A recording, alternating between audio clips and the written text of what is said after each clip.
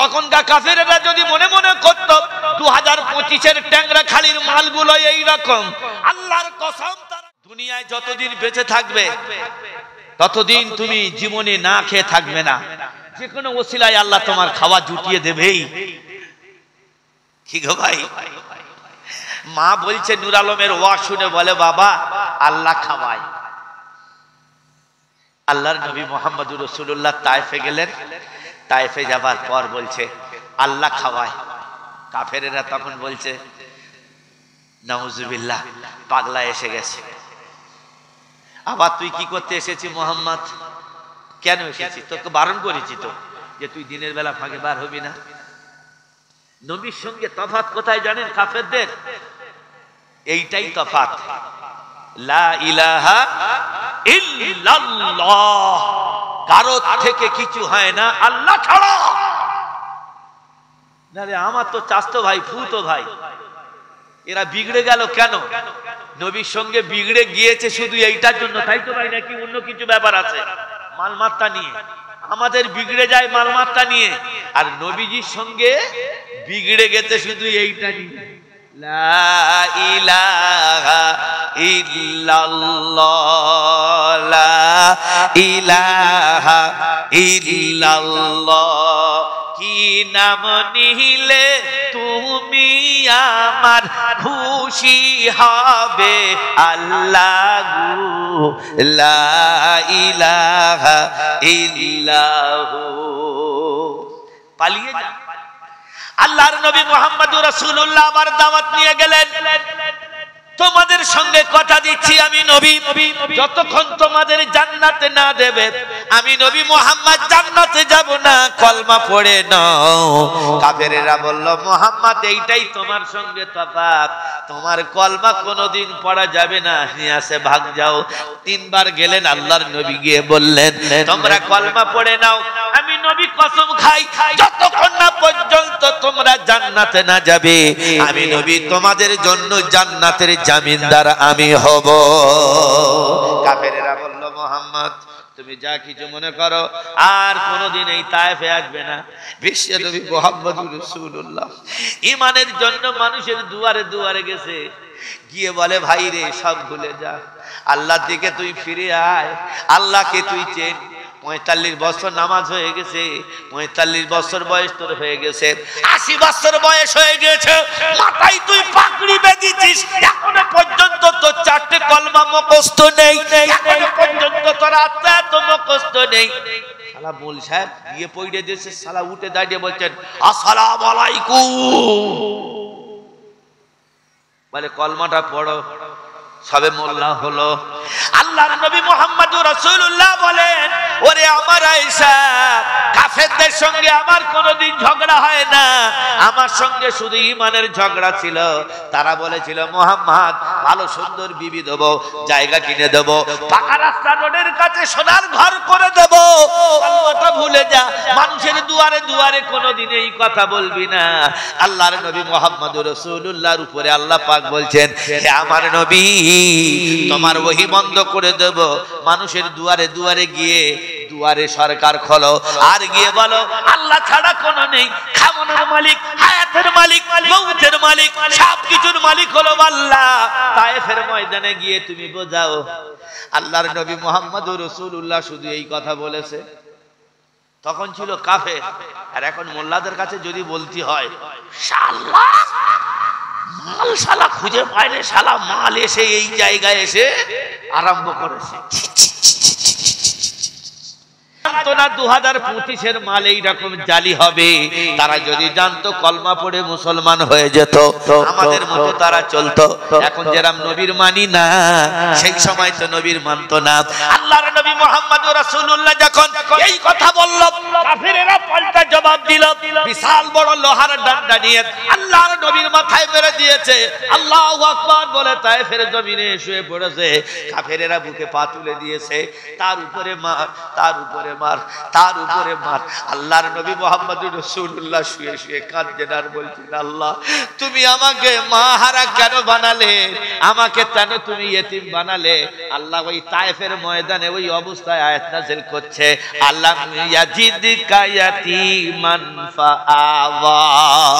ওরে আমি ইন্টারন্যাশনাল এতিম করেছি, এই টাইপের দৃশ্য যদি তোর মা থাকতো, তোর আব্বা যদি থাকতো, তাবলীগের কাজ বন্ধ হয়ে যেত, ইমানদারের কাজ বন্ধ হয়ে যেত। এই জন্য তোর মাতৃগর্ভে পিতা হারিয়েছি, তারপর নাম্বার 2 তোর মাকে হারিয়েছি। আবু আবা নামক স্থানে নানার বাড়ি থেকে ঘরে আসছিল আল্লাহর নবী, আমিনার হাতটা ধরে আছে, বয়স তখন 4 বছর। বাড়ির আর ডেকে বলছে, যার নাম হলো উম্মে আইমান, জালালাইন শরীফে এসেছে, উম্মে আইমানের হাতটা ধরে বলতেছে, ওরে আমার বুবুজান, আল্লাহর নবী মুহাম্মদুর রাসূলুল্লাহ সাল্লাল্লাহু আলাইহি ওয়াসাল্লামের জনম দুঃখিনী গর্ভধারিণী মা আইমানের হাতটা ধরে বলতেছে, বুবু তুমি আমার গোলাম নয়, তুমি হলো আমার প্রাণের বুবু। আমার এই বাচ্চা নিয়ে তুমি আমার শ্বশুরের কাছে পৌঁছে দিও। কেন তুমি এই রকম বলছো? রাস্তার মাঝখানে আমেনা বলে, আইমান আমি মনে হয় বাঁচবো না, আমার শরীরটা কেমন স্ট্রোক হয়ে যাবে, আমি বাঁচবো না, শরীর আমার থরথর করছে। আইমান আল্লাহর নবী মুহাম্মদুর রাসূলুল্লাহ সাল্লাল্লাহু আলাইহি ওয়াসাল্লাম, ইতিম নবী, গরীব নবী, মাসুম নবী মুহাম্মদুর রাসূলুল্লাহ সাল্লাল্লাহু আলাইহি ওয়াসাল্লামকে আইমানের হাতে তুলে দিচ্ছে। আইমান, আমার এই বাবারাই সন্তানের রাস্তার চাকর বানাবে না, আমার শ্বশুরের কাছে আমার বাচ্চাটা দিয়ে দিও। আমার ভাইরা আমার, আল্লাহর নবীর জনম দুঃখিনী মা আল্লাহর নবীর বুকে জড়িয়ে ধরে কাঁদতে কাঁদতে গা থরথর করতে করতে আবু বাবা নামক স্থানে মা মারা গেল। আল্লাহর নবী মায়ের বুকের উপরে চুমা দেয়, মা গো তুমি আমার ছেড়ে কোথায় ভুলে আছো, আমি যে তোর শূন্য খাঁচা, মা গো তুমি বলো এতিম করে গেলে ও মা আমাকে ছেড়ে, ঘরে ফিরে ডাকবো মা কাকে ও মা বলে, সন্ধ্যে আমার ও জননী রাগ করো না রে, বুকে তুমি জড়িয়ে নাও মা, যাব না আজ তোর ছেড়ে, মা আমি তোর ছেড়ে যাব না মা, আমি কি করে তোর ছেড়ে যাব মা, তুই আমার উপরে দয়া কর, আমি কি করে ঘরে একা থাকবো, আমি আইমানের সঙ্গে যাব না মা তোমার না নিয়ে। আল্লাহর নবী মুহাম্মদুর রাসূলুল্লাহর মা দুনিয়ায় থেকে চলে গেছে, আইমান নিয়ে চলে গেল দাদুর কাছে। আমার ভাইরা আবার আল্লাহর নবী মুহাম্মদুর রাসূলুল্লাহ তাইবে শুয়ে শুয়ে মায়ের কথা মনে উঠেছে, আল্লাহ আমার 4 বছর বয়সে আমার মা চলে গেছে, আমি এখন বুঝতে পারি, কিন্তু আমার মা নাই, আমি এখন গিয়ে বাড়ি কার কাছে বলবো, কে আমার কথা শুনবে? আল্লাহ তুমি আমার এত বড় ইতিম কেন বানালে, এত দুঃখ কেন আমার তুমি দিলে? আল্লাহ তুমি আমার রব, তুমি আমার সব। আল্লাহর নবী মুহাম্মদুর রাসূলুল্লাহ মারকে চোখ ঢাকা পড়েছে, রক্ত আর দেখতে পায় না, পিছনে রগড়াতে রগড়াতে শুকনো খেজুর গাছের গোড়ায় নবীজি আকাশের দিকে তাকিয়ে বসে কাঁদছে, আল্লাহ আল্লাহ আল্লাহ আল্লাহ।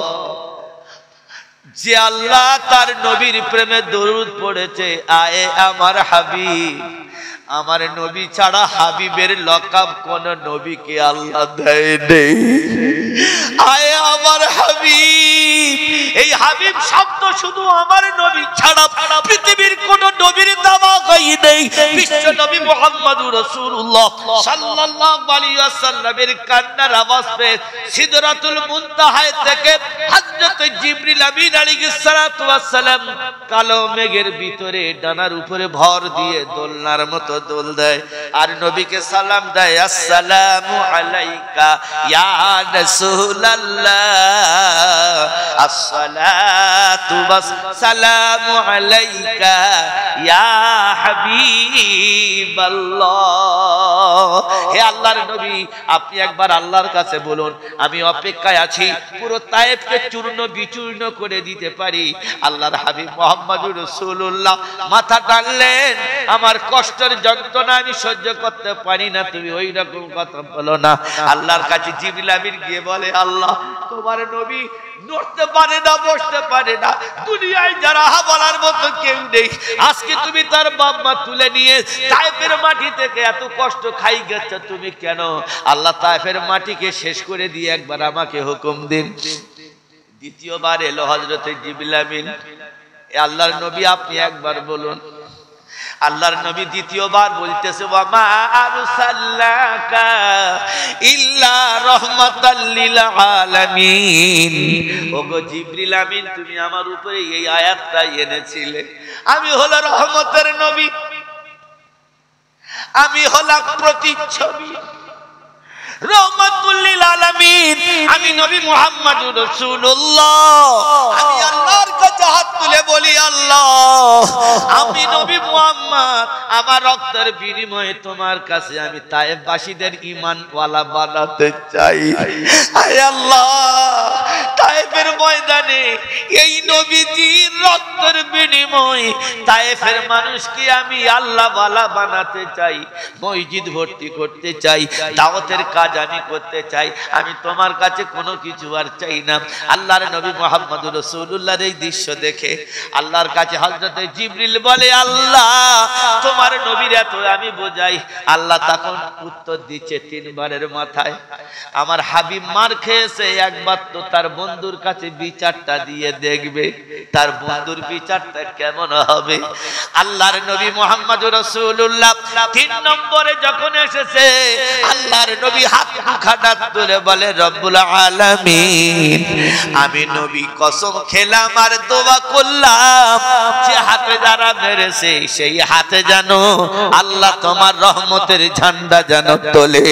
যে জবানে গালি দিয়েছে সেই জবানকে তুমি পবিত্র বানিয়ে কলমা পড়িয়ে তুমি দেবে। তায়েফের ময়দানে আল্লাহ রাসূলের রক্ত ভেজা দ্বীনের প্রতিষ্ঠা, আল্লাহর নবী মুহাম্মদুর রাসূলুল্লাহর জীবনের প্রথম সাহাবী হযরত সিদ্দিক আবু বকর রাদিয়াল্লাহু তাআলা, তায়েফের আশপাশে বাড়ি।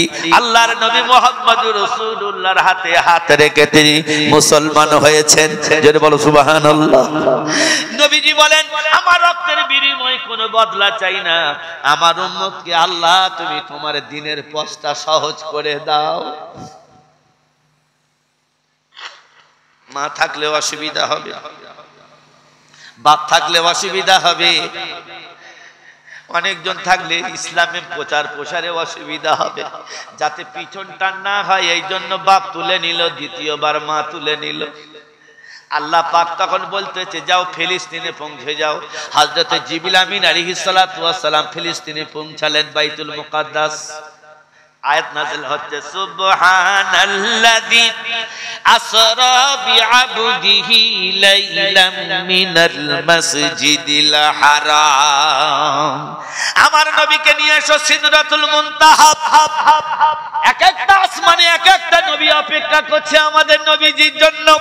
প্রথম আসমানে গিয়েছে, প্রথম আসমান যখন উঠেছে হযরত ইব্রাহিম আলাইহিস সালাতু ওয়াস সালাম জিবরাইলকে বলতেছে, তোমার সঙ্গে কি আখিরি জামানার নবী এসেছে? জিবরিল আমিন বলছি, জানলো কি করে? একটা নবীর আশা কত হাজার বছর তফাৎ। এই প্রথম আসমানটা যখন খাট করে খুলে গেল, ইব্রাহিম নবী বলছে, তোমার সঙ্গে কি বিশ্ব নবী মুহাম্মদুর রাসূলুল্লাহ এসেছেন? জাযাকাল্লাহ। তারপরের আসমান যখন উঠেছে হযরত দাউদ আলাইহিস সালাতু ওয়াস সালাম, তারপরের আসমানে যখন